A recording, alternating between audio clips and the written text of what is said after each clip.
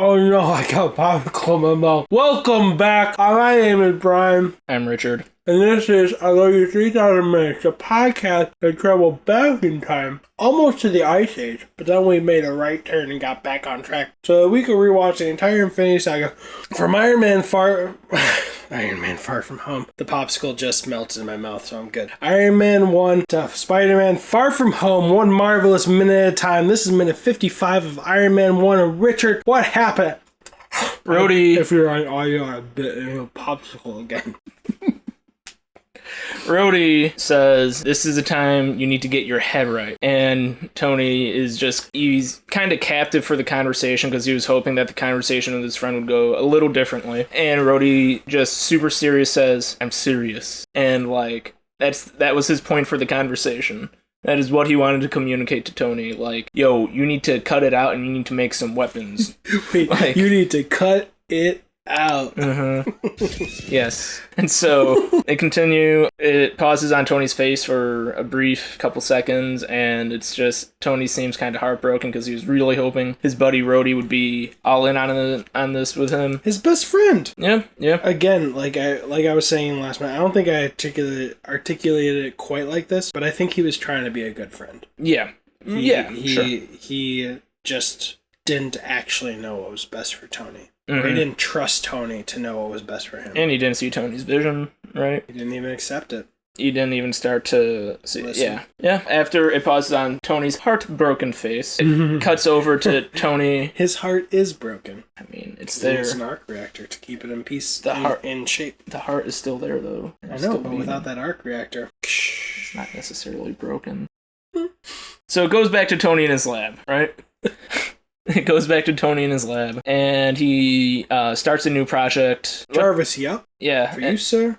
Anytime? Always? What did he say? He tells Jarvis to make a... For you, sir, always is the line I was tripping up on. Yes. Jarvis, you up?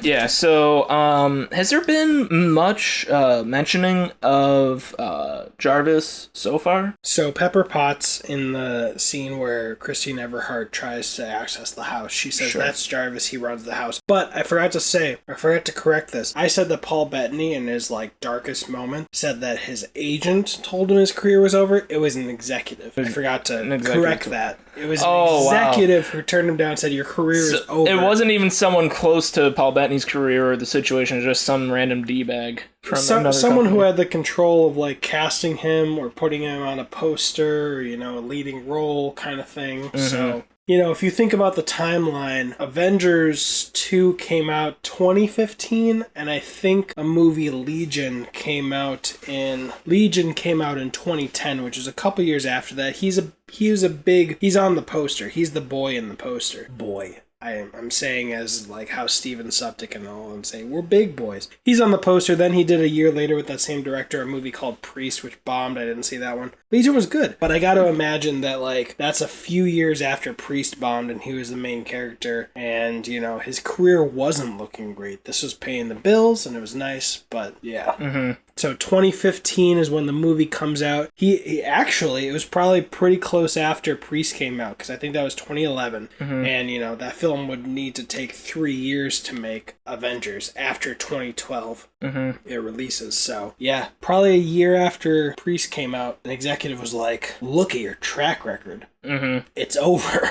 Mm-hmm. So I don't know how much of a dick he was being, but yeah, it was an executive. Gotcha. And they were kind of looking at just the stats, none of the things he starred in were much good, or they didn't do well. They didn't do well. Yeah, it's I can see where he's coming from. Thank God it wasn't true. So anyway, sorry for that divergence. Yes, and so Jarvis agrees to open up a file on him. This is the more extended dialogue that we've heard from Jarvis before, or some of the most dialogue we've heard from Jarvis before. Yeah, because he hasn't really said much. Mm-hmm. Did we notice that jukebox before? I did not. Okay. I think, no, we did. If you look back in, minute 8 or something, I think you pointed out. Yeah. Okay, but it looks different in the dark at the 30-second mark. We saw it at a different angle. It's like there was a scene that took place farther over there. When he was working on the car? Yes, exactly. So, and he says, start a new project called Mark II, which I thought was weird because normally,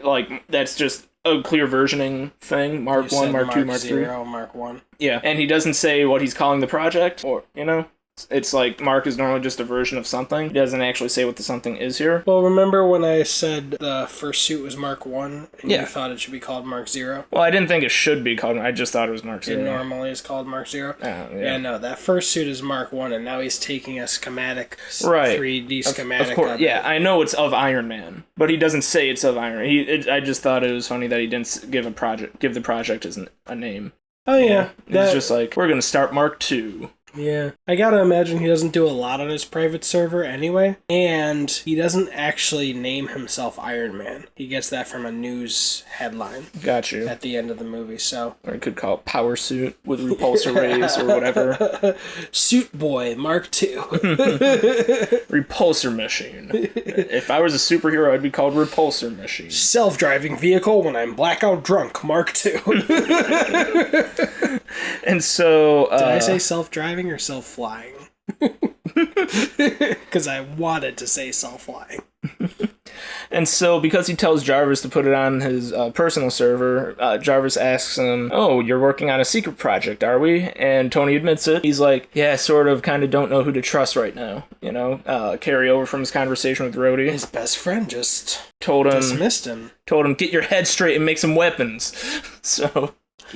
He's gonna, but it's not gonna be for the military. Yeah, well, the one that he makes for Rhodey, because he wanted Rhodey to be involved in it, that's kind of for the military, because... he said it wasn't for the military, he just wanted his friend to be part of it. Because he had War Machine in mind, right? No. Oh, that's what I was thinking. That's why he wanted his friend to be part of it. I mean, maybe, but no. In Iron Man 2, Rhodey kind of steals War Machine armor. Gotcha. Or technically, the suit that he's about to make.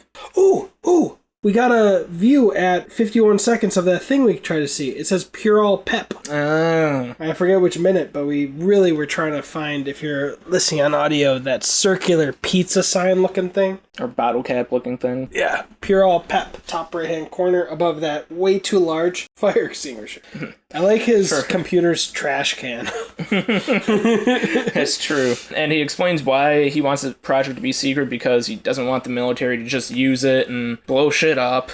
He wants it to actually do some good, in his words. He kind of explains what he thinks his previous work was. He wants his new project to do some good, so... Yeah, he'd rather have Mark II and anything that comes from it to be a net positive instead of what America would do, which would essentially be the Team America World Police song. America! Fuck yeah! And then leave weapons in a country for them to be taken and used against them. Well, no, you talking about the weapons that the Ten Rings have? Yes. Oh, they bought that. Oh, yeah, really? They bought all those weapons. Really? Yeah. Is that explained in this movie so far? Not so far. Not so far, okay. But yeah, oh my god, would that have been worse? If, like, we see him later on destroy the weapons and then, like, show up in some private's quarters and he's like, "You accidentally abandoned 3 tons of my weapons."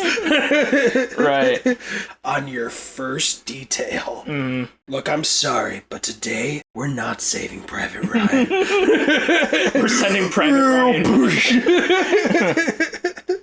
That would be me if I was in the military. I'd be Private Brian, and I would lose way too much stuff. The camera cuts to presumably the Ten Rings, digging in the desert for some old Iron Man suit parts. And did you get the reference at 52 seconds when it goes over to the desert? Oh, that's a Star Wars reference. Yeah, that's a Star Wars fade, or swipe. Whatever, you know? And right. Not only that, but the next minute, there's even more Star Wars reference. Gotcha. Yeah, I think they might do that swipe a couple times. And plus, Jon Favreau made and created The Mandalorian and wrote most of the episodes. He didn't get to direct because he was doing The Lion King, which, like, what a waste. I mean, it made over $1 billion, so, like, for his career, it's great. It's a commercial success, but... Yeah, but he'll be directing at least one episode in Mandalorian Season 2. Interestingly, I found out they previs the entire season before they started shooting. Previs? Like, did a pre-visualization of all of Season 1 of The Mandalorian before you mean like on storyboards or previs is like rudimentary or very crude 3-dimensional storyboarding. Got you. Okay. So you can actually, it's kind of like version 1 of CGI effects, but they did it for the whole thing.